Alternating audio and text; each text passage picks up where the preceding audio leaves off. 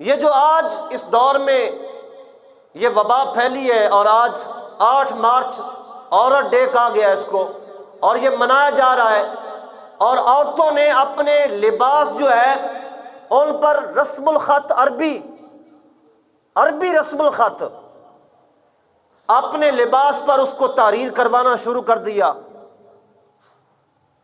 اور لوگوں نے یہ فتوے بھی دے دیے، جی کوئی بات نہیں، کوئی مسئلہ نہیں ہے، ٹھیک ہے، جو اس نے لکھا اس پر گناہ نہیں ہے، لیکن یہ دیکھیں جو آگے اس نے راستہ بنایا وہ کیا بنا رہی ہے۔ جس عورت نے یہ کام کیا ہے اس کو باقاعدہ ایجنسیوں نے سلوک پیش کیے ہیں، بڑا پروٹوکول دیا اس کو۔ جس عورت نے اپنے لباس پر عربی رسم الخط جو ہے وہ تحریر کیا ہے، اس کو بڑا پروٹوکول دیا گیا ہے کہ اس نے ایک ایسا کام کیا جو قرآن کے ساتھ ملتا، فتنے کے مخالف۔ عربی قرآن جو ہے وہ عربی زبان میں ہے، یعنی آج اس نے یہ عربی لفظ لکھوائے ہیں تو کل وہ حدیث اور قرآن کا راستہ نکالے گی اور لوگ لباس پہنیں گے۔ یہود و نصارہ کے لیے اس نے راستہ کھولا، اور مسلمان خواتین کے لباس میں ایک نیا فتنہ اس نے برپا کیا۔ یہ ایک چھوٹا فتنہ نہیں، یہ بہت بڑا فتنہ ہے جو اس نے ایجاد کیا ہے۔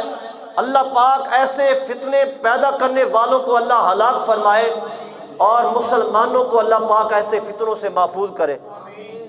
یہ بڑی شرم والی بات ہے کہ ملک عزیز وطن پاکستان ہو اور اس میں ایسے فتنے جنم لیں اور لوگ خاموش رہیں، اور لوگ کہتے ہیں یہ مولوی کہاں ہیں، اب مولوی کیوں نہیں کر رہے، مولوی کہاں ہیں، مولوی کیوں نہیں کر رہے۔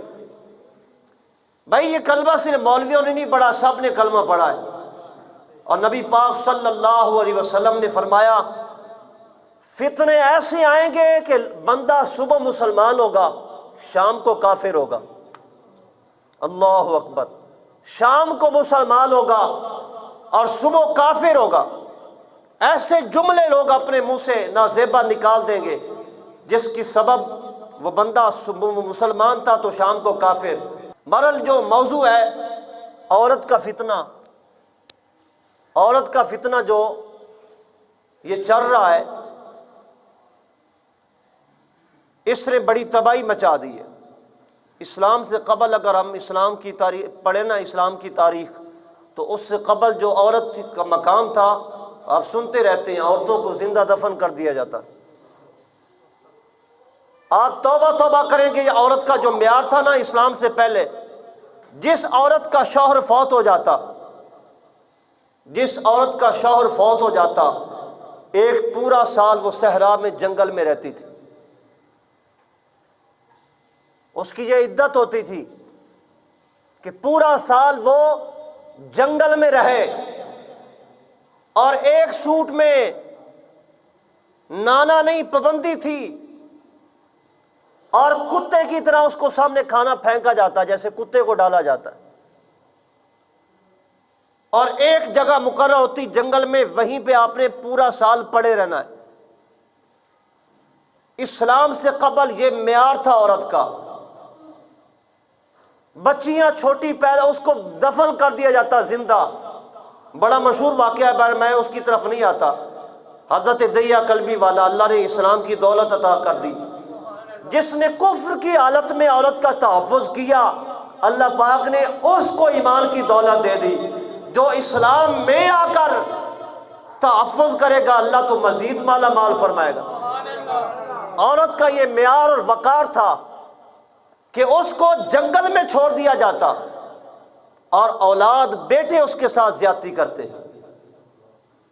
یہ رسم تھی عرب کی اسلام سے قبل، لیکن اسلام آیا تو اسلام نے یہ تعلیم دے دی، وہ عورت جس کا شوہر فوت ہو جاتا لیکن اولاد ماں کی صورت میں، اسلام نے معیار دیا کہ وہ عورت اگر ماں کی صورت میں ہو تو اللہ پاک نے اس کے قدموں تلے جنت رکھ دی ہے۔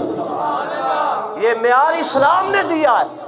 اگر وہ بہن کی بیٹی کی صورت میں عورت، تو جو اس کی پرورش کرے گا، نبی پاک علیہ السلام کے فرمان کا مفہوم ہے۔ اللہ پاک نے جس کو بیٹیاں دی، بیٹیوں کے تحفظ میں بندہ جب تک لگا رہے گا، قیامت بھی آ جائے اللہ پاک اس کی مدد کرتا رہے گا۔ بہن کی صورت میں ہو تو نبی پاک علیہ السلام نے فرمایا جس کی بہنیں ہوں اور اس نے ان کو پالا اور اس کا خیال رکھا اور ان کی شادی کر دی صحیح طریقے کے ساتھ، تو نبی پاک علیہ السلام نے ایسے بندوں کو جنت کی خوشخبری سنائی ہے۔ یہ وقار اور معیار تو اسلام نے دیا ہے۔